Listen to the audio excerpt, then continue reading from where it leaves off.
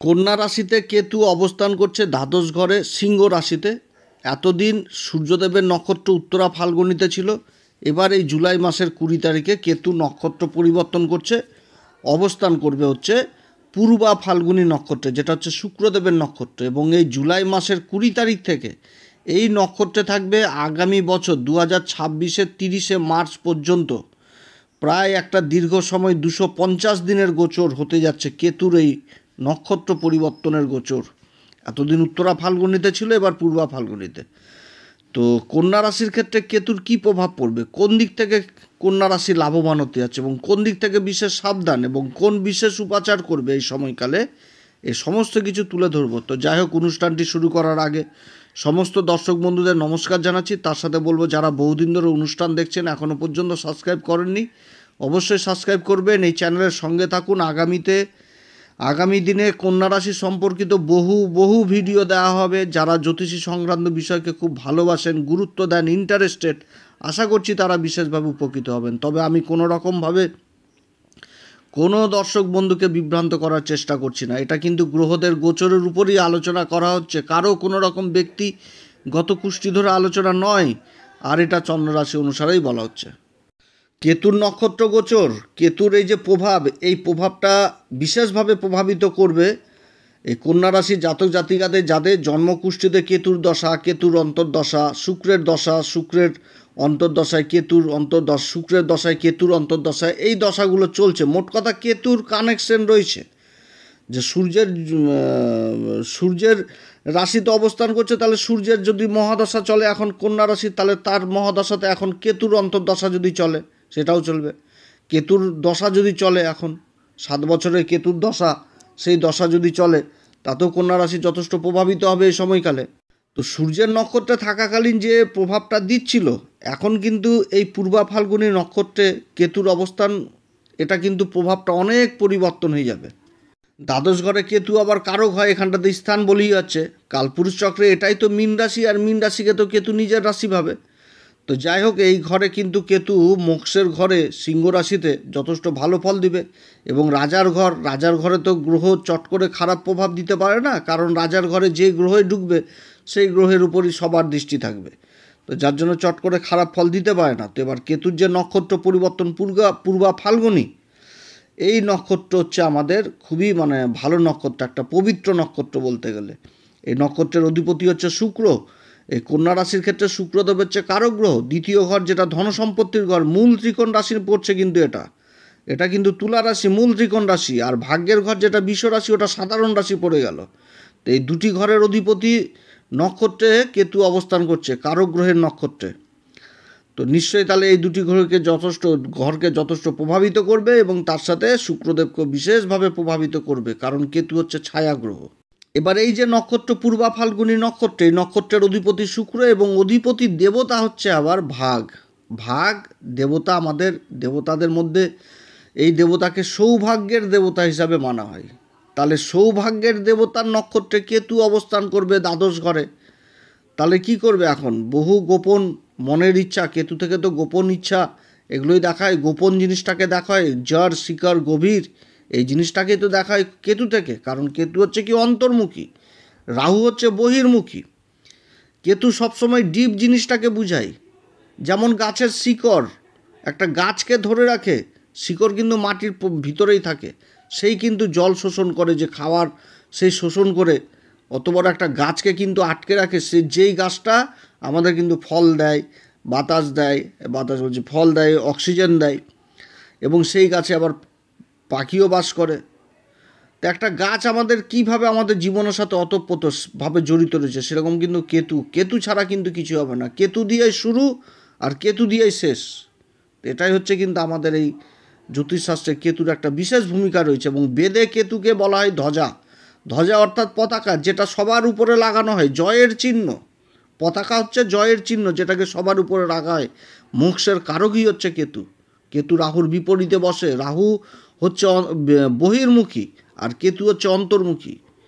কেতু সবসময় জিনিসটাকে বেশি বুঝায়, ঈশ্বর সাধনা, ঈশ্বর নিজেকে বিশ্লেষণ করা, আধ্যাত্মিক জগৎ, এই জিনিসগুলোকে বেশি বুঝায়। রাহু সবসময় বহির্মুখী জিনিসটাকে বুঝাবে, ভৌতিক জিনিসটাকে বেশি বুঝাবে। রাহু আর কেতুর মধ্যে তফাৎটা কি? রাহু মনে করা যাক যে একটা কোথাও পূজা হচ্ছে বা অনুষ্ঠান হচ্ছে, মাঙ্গলিক কার্য হচ্ছে, একটা কোথাও ঈশ্বরের কোনো একটা ধর্মর ব্যাপারে কোনো একটা কাজ হচ্ছে, তো সেইখানটাতে কী হবে? প্যান্ডেল করবে, মূর্তি করবে, ঢাকঢোল পিটবে, গান বাজনা হবে, বুঝাবে যে হ্যাঁ এখানে তো একটা কিছু পূজা হলো। আর কেতু কী করবে? কেতু ওই পূজাটাই করবে, সব কিছুই থাকবে। তারপর আবার কি, যে কেতু দেখা যাবে যে ঘরের কোনো একটা অন্ধকার ঘরে বসে সেই ঈশ্বরের সাধনা করছে। তো কেতু চিন্তাটা অন্যরকম, যে নিজেকে সঁপে দেওয়া একদম ঈশ্বরের চরণে, যেখান থেকে ঈশ্বর মানে যে চরণে সঁপে দিতে পারলে ভাগ্যবান, মানে নিজেকে একটা অন্য মুহূর্ত, অন্য লেভেলে নিয়ে যাওয়া, যার জন্য কেতু থেকে অন্তর্মুখী জিনিসটাকে দেখা হয়। গা ভর্তি সোনা, কোটি কোটি টাকার মালিক, লক্ষ লক্ষ টাকার মালিক, তারাও কিন্তু ওই মাথাটা নত করে ওই সাধু সন্ন্যাসীদের পায়ে, তাদের কাছ থেকে আশীর্বাদ, ব্লেজিং পাওয়ার জন্য। আর ওই সাধু সন্ন্যাসীরাই হচ্ছে কেতু। কেতুর কিন্তু ধর রয়েছে, মাথা নয়। কেতু কিন্তু অন্ধকার, তো গুরুর জ্ঞানের আলোতে কিন্তু কেতু দেখতে পায়। তো যার জন্য গুরুবৎ দৃষ্টি পায় কেতু, গুরুর সমান দেখতে পায়। এটা কিন্তু গুরুর আশীর্বাদ কেতুর উপর রয়েছে, যার জন্য কেতু গুরুর জ্ঞানের আলোতে দেখতে পায়। এবং কেতুর যে প্রভাব, গুরুবৎ দৃষ্টি হয়ে যায়, পঞ্চম, সপ্তম, নবম। কেতু দ্বাদশ ঘরে এখন এই পূর্বা ফাল্গুনী নক্ষত্র অবস্থান করবে, সৌভাগ্যের দেবতার নক্ষত্র। তো কিসের সৌভাগ্য, কি বৃদ্ধি করাবে এই কেতু, এগুলো সমস্ত কিছু তুলে ধরবো। কোন দিক থেকে লাভ, কোন দিক থেকে লোকসান, সব কিছু বুঝতে পারবেন এই পূর্বা ফাল্গুনী নক্ষত্র। এই পূর্বা ফাল্গুনী নক্ষত্র অধিপতি দেবতা ভাগ, সৌভাগ্যের দেবতা। এই নক্ষত্রের আমাদের জ্যোতিষশাস্ত্রের যে প্রতীক দেওয়া হয়েছে সেটা হচ্ছে দোলনা, বিছানা। বিছানাটা হচ্ছে এমন বিছানা যেটা হচ্ছে নতুন কাপল, বিবাহিত জীবনের প্রথম, দাম্পত্য জীবনের প্রথম বিছানাকে উল্লেখ করা হয়েছে এর প্রতীক হিসাবে। পূর্বা ফাল্গুনী নক্ষত্র সূর্য উদয় হওয়ার আগে যে একটা লাল আভা আকাশের মধ্যে দেখতে পাওয়া যায়, সেটা হচ্ছে পূর্বা ফাল্গুনী নক্ষত্রকে বোঝাচ্ছে আমাদের জ্যোতিষশাস্ত্র। ফাল্গুনী মাসে যে রং খেলা হয়, যে রং বেরঙের প্রকৃতি সেজে উঠে, সেই যে একটা আভা, সেই জিনিসটাকেও বোঝাচ্ছে পূর্বা ফাল্গুনী নক্ষত্র। কারণ আগেকার দিনের রাজারা যখন নিজেদের লক্ষ্যে যেত, যখন বিজয় হাসিল করতো কোনো জায়গায় বা কোনো যুদ্ধে, বা কোনো নিজের লক্ষ্যে, একটা গুরুত্বপূর্ণ লক্ষ্যে পৌঁছাতো, তো তারপরের যে স্টেজটা হতো, যে একটা আনন্দ উল্লাস, সেটা কিন্তু রং খেলার মাধ্যমেই হতো। তো সেই রঙকে কিন্তু এই ফাল্গুনী, পূর্বা ফাল্গুনির সাথে তুলনা করা হয়েছে। এটা হচ্ছে একটা কি বিজয়ের প্রতীক, সাফল্যের একটা প্রতীক, যে কোথাও একটা কোনো কাজে সফলতা পেয়ে যাওয়া। তো এই নক্ষত্র শুক্রের নক্ষত্র, শুক্রের প্রভাব থাকে, তো খুবই আকর্ষণের পাত্র হয়। একটা রাজার যে রূপ, রাজার রূপের মধ্যে কি থাকে? একটা প্রবল আকর্ষণ থাকে, একটা প্রভাবশালী আকর্ষণ থাকে, একটা চুম্বকের মতন আকর্ষণ থাকে, যে ভিড়কে যথেষ্ট রাজা নিজের দিকে নিয়ে আসে। এবং রাজা কিন্তু সেই জায়গাতেই বসে, যে জায়গাতে বসে সমস্ত প্রজাগণকে সে দেখতে পায়। অর্থাৎ রাজা মানে এটাও ইচ্ছা যে প্রজারা যেন রাজাকে দেখতে পায়, কিংবা রাজা যেই স্থানে বসে সেই প্রজাদেরকেও যেন রাজা দেখতে পায়। তো এটাই হচ্ছে রাজা। তো এই নক্ষত্র আবার কিন্তু ভোগ বিলাসিতা প্রবণও করে, রোমান্টিক মনোভাবের হয়, সৃজনশীল, সঙ্গীত এবং শিল্পপ্রিয় হয়, সুন্দর বোধ, আত্মবিশ্বাসী এবং বিশ্রামপ্রিয় হয়, এবং কর্মও যথেষ্ট করে। এদের মেন জিনিসটা আমাদের যে জ্যোতিষশাস্ত্রে উল্লেখ করা হয়েছে সেটা বলছে যে ভালোবাসা, দাম্পত্য সুখ এবং যৌন জীবনে আগ্রহী। এই তিনটা জিনিস বিশেষভাবে এই নক্ষত্রের মধ্যে তুলে ধরা হয়েছে, ভালোবাসা, দাম্পত্য সুখ এবং যৌন জীবনে আগ্রহী। যার জন্য পূর্বা ফাল্গুনী নক্ষত্রের বিবাহ খুব তাড়াতাড়ি হয়। এরা দাম্পত্য জীবনে খুব তাড়াতাড়ি প্রবেশ করে এবং জীবনে দ্রুত কেরিয়ারে মানে খুব উন্নতি করে, অর্থকরী যথেষ্ট ইনকাম করে জীবনে। এবং জ্যোতিষশাস্ত্রে আমাদের এই নক্ষত্রের যে পুরুষার্থ সম্পর্কে বলা হয়েছে সেটা হচ্ছে কি? কাম। তো কাম কথার অর্থটা কি? মনের ইচ্ছা, মনের বাসনা, এটাই তো কাম।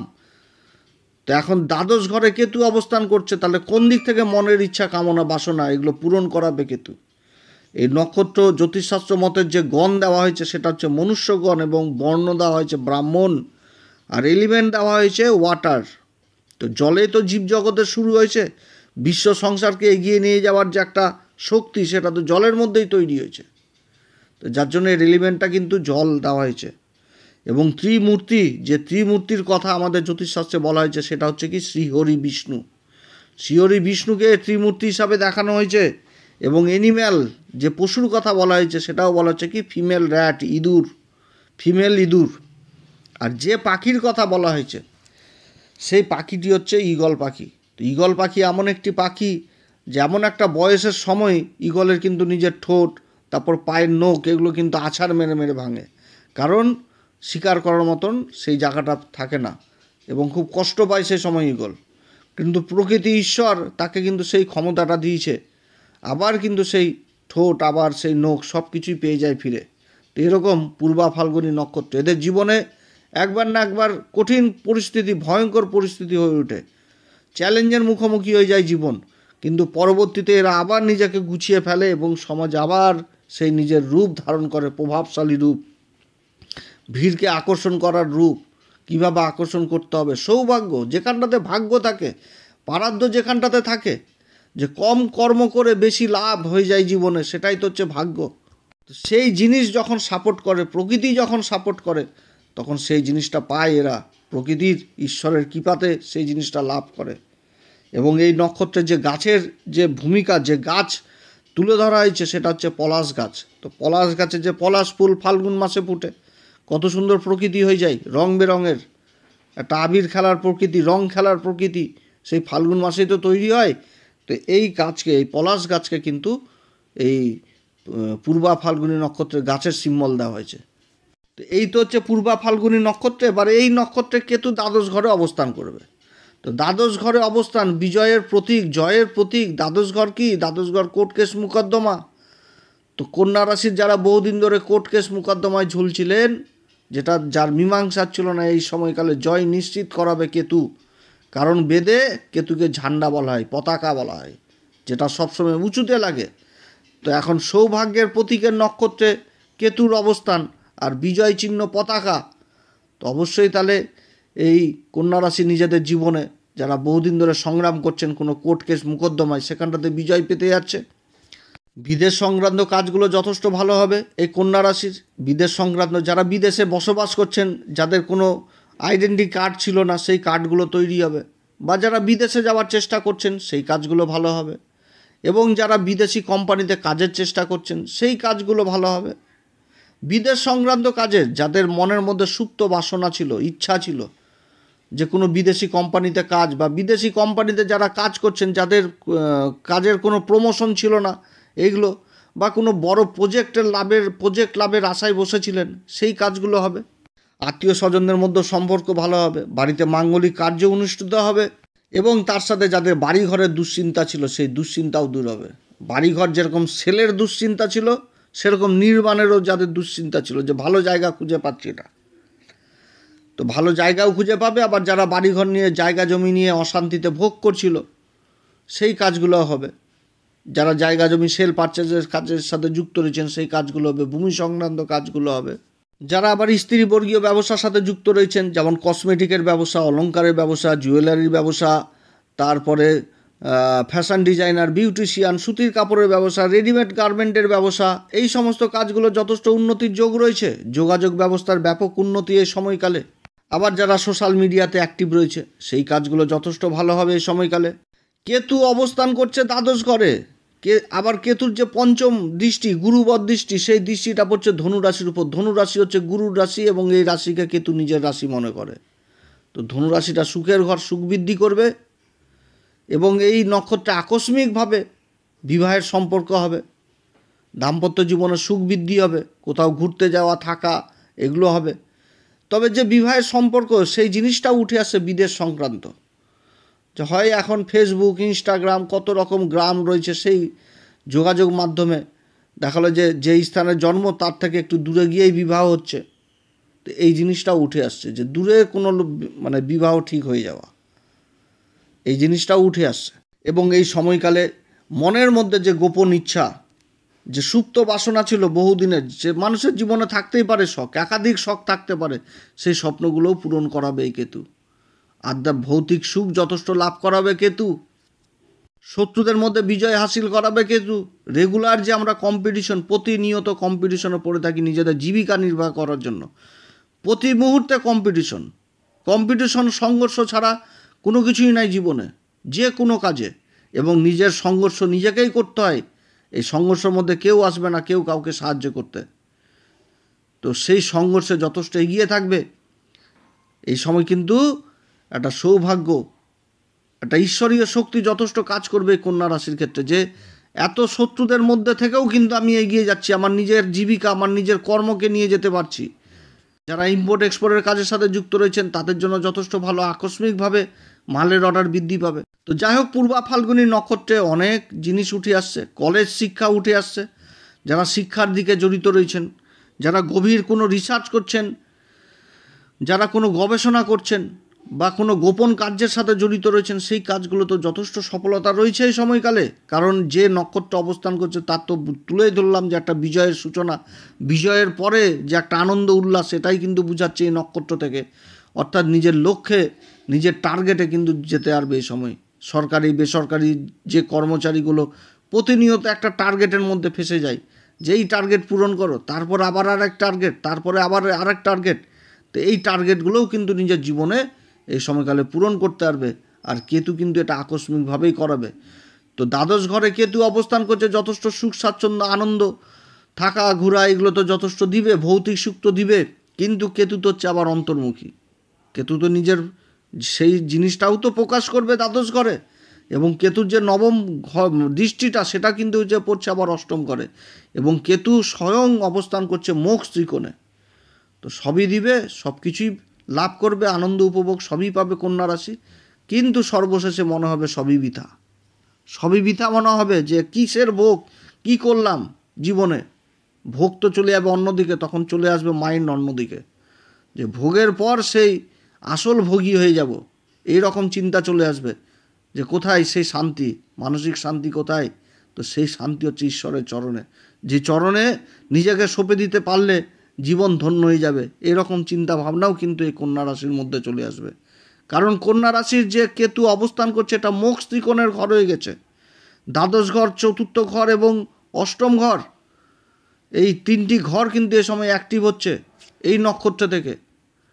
তো প্রথমে ভোগ করাবে, তারপর ভোগী করিয়ে দিবে, ঈশ্বরের প্রতি ভোগী, যে ঈশ্বরের সাধনা, ধ্যান, ধর্ম, নিজেকে বিশ্লেষণ করা, নিজেকে চিনা, মন পাগল হয়ে যাবে, ছুটবে তখন ওই দিকে। এটাও কিন্তু কেতু বুঝাচ্ছে। এই সময়কালে তীর্থস্থানও ভ্রমণ হবে বহু এই কন্যা রাশি জাতক জাতিকাদের। তো যাই হোক, এরকম একটা ফল, নক্ষত্রটা খুব ভালো পাচ্ছে। পূর্বা ফাল্গুনী নক্ষত্র, উত্তরা ফাল্গুনীতে একটা জেদ, ক্রোধ, ইগো, এগুলো কিন্তু যথেষ্ট কাজ করছিল। এবং উত্তরা ফাল্গুনী নক্ষত্রে ছিল সেই সময় আবার মঙ্গলও কিন্তু সাথে ছিল। এবার মঙ্গলও সরে যাচ্ছে, মঙ্গলও কিন্তু সরে যাচ্ছে এই মাসের শেষের দিকে, মঙ্গলেরও কিন্তু রাশি পরিবর্তন হচ্ছে। তো যথেষ্ট একটা ভালো পরিবর্তন কেতুর কিন্তু হয়ে গেল। পূর্বা ফাল্গুনী নক্ষত্রে একটা দীর্ঘদিনের পরিবর্তন, এই পরিবর্তনে নিজের মনের ইচ্ছা, বাসনা কেতু কিন্তু পূরণ করাবে। তবে কেতুকে চিনতে হবে, কেতুকে বুঝতে হবে, কেতুকে ঠিক করতে হবে। যাদের জন্মকুষ্ঠিতে কেতু খারাপ রয়েছে তাদের জন্য যে উপাচারগুলো বলবো অবশ্যই করবেন। গুরুকে সন্তুষ্ট রাখতে হবে, গুরু ঠিক থাকলেই কেতু ঠিক। অতএব যারা গুরুর দীক্ষা নেননি, গুরুর দীক্ষা নেবেন, গুরুর সান্নিধ্যে থাকবেন, মন্দিরে পূজারীদের দান দক্ষিণা করবেন, তাদের পা ছুঁয়ে আশীর্বাদ নেবেন, মন্দিরে পাকা কলা দান করবেন পূজার কাজে ব্যবহৃত করার জন্য। মন্দিরে পূজারীকে আসন দান করবে, যে আসনে বসে পূজা করবে। আসনটা হচ্ছে কেতুর লক্ষণ। তো আসনটা হবে পশমের, যেটা দোরঙা হবে। যারা অন্ধ ব্যক্তি তাদেরকে কিছু সাহায্য করবেন, পোশাক পরিচ্ছেদ, এবং যারা অসুখ বিসুখে ভুগছেন, ট্রিটমেন্ট করতে পারে না, তাদেরকে কিছু দিয়ে সাহায্য করবেন। এছাড়া জলে কাকদি লেবুর মতন পাকা যে হলদে লেবুগুলো, সেই লেবুগুলো প্রবাহ করবেন, কেতু যথেষ্ট ভালো ফল দিবে। এছাড়া নিজেদের বন্ধু বান্ধব, আত্মীয় স্বজনদের মহলে ফুচকা খাওয়াবেন, যেটাকে গোলগাপ্পা এক কথায় বলা হয়। তেঁতুল গোলা জলের মধ্যে যে ফুচকা, সেই খাবারগুলো খাওয়াবেন, তাতেও যথেষ্ট ভালো ফল দেয়। এবং বাচ্চাদের যদি পারেন টক ঝাল মিষ্টি যে চকলেটগুলো পাওয়া যায়, সেই চকলেটগুলো খাওয়াবেন, খুব ভালো উপকার দেয়। এবং রাস্তার কুকুরদের অবশ্যই খাওয়াবেন, এটাতেও কেতু যথেষ্ট ভালো প্রভাব দেয়। তো যাই হোক, অনেক কথা আলোচনা করলাম কন্যা রাশির সম্পর্কে। আপনারা সবাই ভালো থাকেন। এরপরে আবার আসবে একটি নতুন পর্ব নিয়ে। নমস্কার, ধন্যবাদ।